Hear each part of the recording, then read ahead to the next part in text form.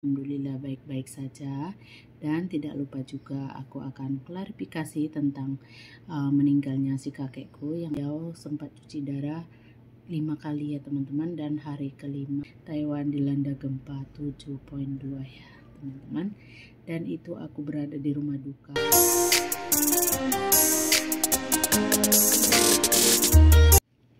Halo teman-teman, assalamualaikum warahmatullahi wabarakatuh. Ketemu lagi di channel aku MIBW TKW Taiwan, tetap semangat. Oh ya teman-teman, apa kabar kalian semuanya? Semoga sehat selalu ya, panjang umur, murah rezeki, dipermudahkan segala urusan kita di dunia hingga akhirat. Dan berharap kita semua senantiasa dalam perlindungan Allah Subhanahu wa Ta'ala dimanapun kita berada saat ini. Amin ya Allah ya Rabbal Alamin. Oh ya teman-teman, gimana dengan menjalankan ibadah puasa? Semoga selalu lancar ya sampai berakhirnya bulan puasa nanti, dan kita akan menyambut hari yang kita tunggu-tunggu, yaitu hari lebaran ya teman-teman, ataupun Idul Fitri. Oh ya teman-teman, di video hari ini tidak banyak yang aku hanya aku klarifikasi saja, karena ada yang teman-teman mungkin menanyakan kabar aku, gimana kabarnya pasca gempa Taiwan 7.2 skala liter. Dan untuk aku sendiri ya teman-teman, sekarang kabarnya alhamdulillah baik-baik saja, dan tidak lupa juga aku akan klarifikasi tentang meninggalnya si kakekku yang aku jaga 2 minggu kemarin di rumah sakit Kristen Hospital Pingtung ya teman-teman, ataupun rumah sakit Kristen Pingtung. Nah, sekarang beliau sudah menghembuskan napas terakhir, sudah meninggal dunia ya teman-teman. Innalillahi wa inna ilaihi rajiun. Tepatnya jam 2 pagi waktu Taiwan ya teman-teman, dan pada hari Rabu tanggal 3 bulan 4 2024 teman-teman. Nah, beliau menghembuskan napas terakhir setelah aku jaga 2 minggu pas ya teman-teman, dan semoga beliau tenang di alam sana bersama Tuhannya ya teman-teman. Dan untuk Akong sendiri beragama Kristen ya teman-teman, jam 2 malam, dan itu hari terakhir beliau, dan aku juga sempat mengurus beliau selama 2 minggu, dan untungnya aku belum tanda tangan kontrak waktu itu teman-teman, karena waktu itu kan anaknya mau aku tanda tangan kontrak, tapi aku nolak karena aku mau tahu dulu keadaan Akongnya gimana.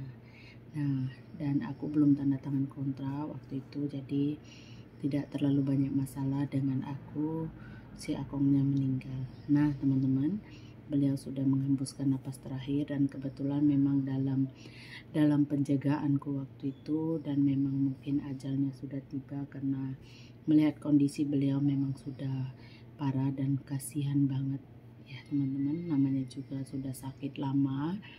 Dan sempat juga waktu itu semua suster dokter nanya dengan aku, siapa menjaga Akong selama ini. Dan aku itu ditanya seperti diwawancara, sudah berapa lama jaga Akong.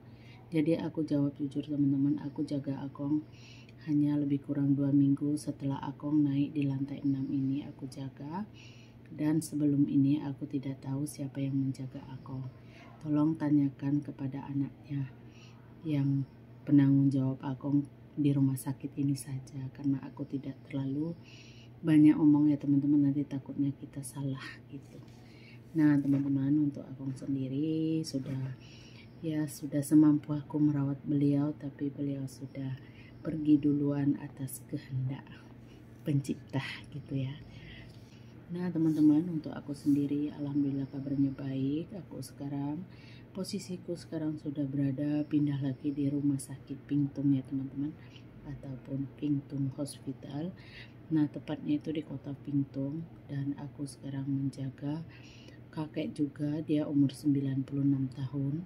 Tapi aku juga sudah dapat job teman-teman di Kaohsiung, ataupun ya betul di Kaohsiung, yaitu tepatnya kata agenku di Pongsan. Tapi sekarang ini aku tengah tunggu confirm karena surat-surat semua belum ready. Jadi aku ada suster temannya agent minta tolong jagain dulu bapaknya sekarang yang ada di rumah sakit ini. Nah, untuk meninggalnya si kakek adalah hari Rabu ya teman-teman. Dan aku itu ngantar jenazah ke rumahnya itu jam 3 malam karena dia meninggal jam 2 malam tepat. Jadi kita itu nunggu ambulan ataupun beres-beres semua surat-surat semua. Jadi jam 3 malam itu aku bersama ambulan dan satu anak perempuan yang pertama si kakek atau si Ako yang ikut ambulan untuk mengantar jenazah beliau, dan untuk anak-anaknya yang lain hanya menunggu di rumah ya teman-teman. Nah teman-teman, ada juga temanku Facebook yang waktu aku di rumah sakit nanya, katanya tadi sempat video call sama aku, sekarang kamu di mana? Dia orang Filipina. Aku bilang awalnya sudah nggak ada. Pantesan dia katanya pas pagi tadi itu waktu cuci darah dia cari-cari aku kok nggak ada kayak gitu. Nggak ada kataku karena akalnya sudah meninggal. Nah jadi biar mereka tahu ya kalau akalnya sudah meninggal, jadi udah nggak ketemu lagi untuk cuci darah, untuk makan bareng di rumah sakit kayak gitu teman-teman. Ya semoga aja akalnya sudah tenang ya, pokoknya yang pastinya. Kasihan sekali melihatnya, sakitnya memang sudah parah dan mungkin sakitnya juga sudah lama. Nah waktu itu selama aku menjaganya beliau sempat cuci darah 5 kali ya teman-teman, dan hari kelima dia malam, pagi kita cuci darah malam, dan jam 2 malam Rabunya beliau menghembuskan napas terakhir. Meskipun aku bukan siapa-siapa, aku hanya menjaga 2 minggu pas ya teman-teman aku menjaganya, tapi aku tetap merasakan sedih karena melihat dari caranya aku menjaga dia sangat senang sekali teman-teman. Dan waktu dia menghembuskan napas terakhir ada cucunya dan juga ada anak perempuannya ya teman-teman. Dan juga ada aku di sana, ada satu juga orang yang kerja juga jaga orang nggak tahu orang Taiwan atau orang mana. Di sini dipanggil kanku, yang panggilan untuk memang jaga lansia di rumah sakit yang kapan sewaktu-waktu dibutuhkan oleh majikan yang nggak sempat jaga orang tuanya. Jadi ada kanku itu juga.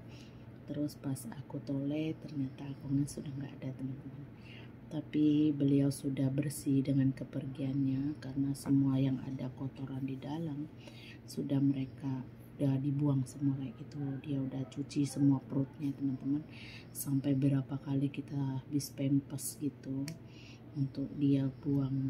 Terakhir dia udah bersih, memang betul yang ada di dalam dia itu sudah bersih. Nah terus sana dia langsung menghembuskan napas terakhirnya. Memang sedih teman-teman waktu itu, cuman aku memang shock banget ya. Mungkin kalau suster siapa yang di sana mungkin udah nggak kaget ya, karena mereka sudah tahu jamnya mungkin akan akongnya putus menghembuskan napas terakhir, sedangkan aku nggak tahu kayak gitu. Jadi aku memang sedih, ada shock, ada ya. Aku bilang tadi walaupun dia bukan siapa-siapa aku, tapi aku yang merasakan menjaga beliau selama 2 minggu di saat kritisnya gitu. Jadi aku memang sedih juga teman-teman, memang sedih banget gitu. Ya disitulah kita tahu ya gimana kita merawatnya kayak gitu, gimana dia merasakan yang kita rawat seneng apa enggak kayak gitu.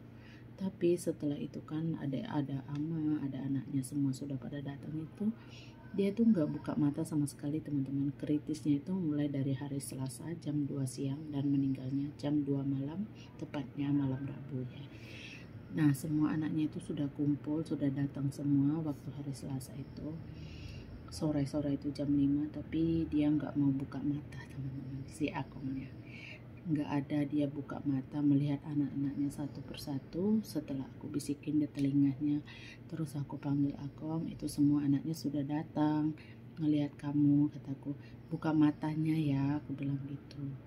Terus akong perlahan-lahan buka mata dan melihat anak-anaknya yang semua yang sudah datang teman-teman. Nah di situ mereka tahu kalau anaknya manggil-manggil juga dia nggak noleh gitu teman-teman.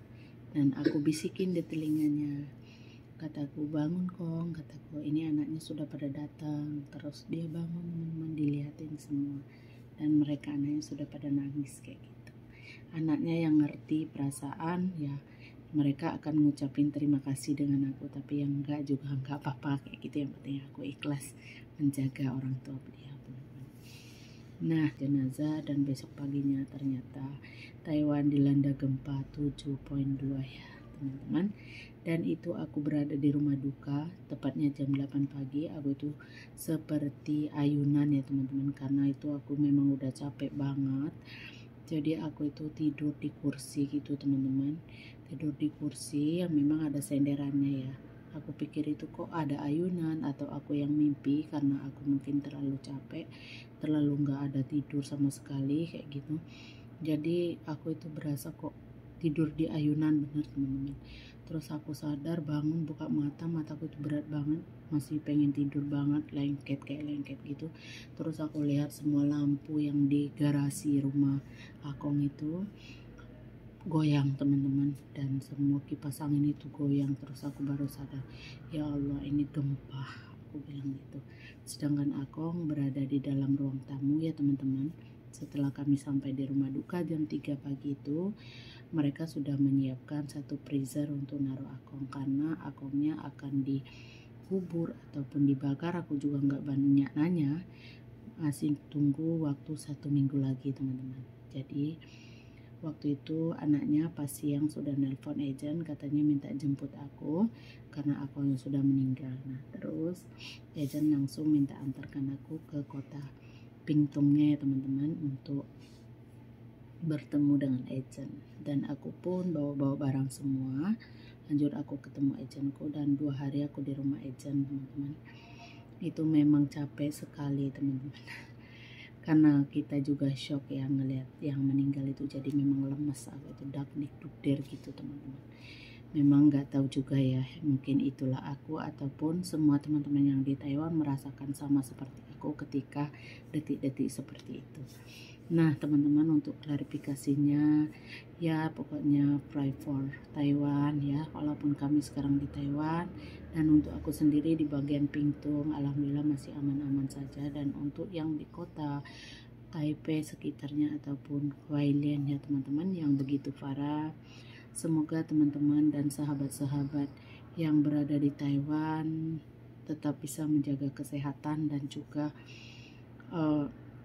tetap berhati-hati ya teman-teman, karena kabarnya di TV itu masih akan ada gempa susulan. Nah jadi itulah teman-teman untuk klarifikasi aku, karena banyak sekali teman-temanku yang di Facebook, Instagram semua nanya keadaanku, mereka akan risau dengan aku.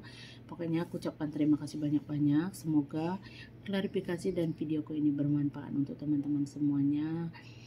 Dan maafkan aku juga untuk teman-teman YouTube karena aku slow respon selama beberapa hari dan 2 minggu terakhir setelah aku keluar dari majikan yang tanam-tanam sayur itu.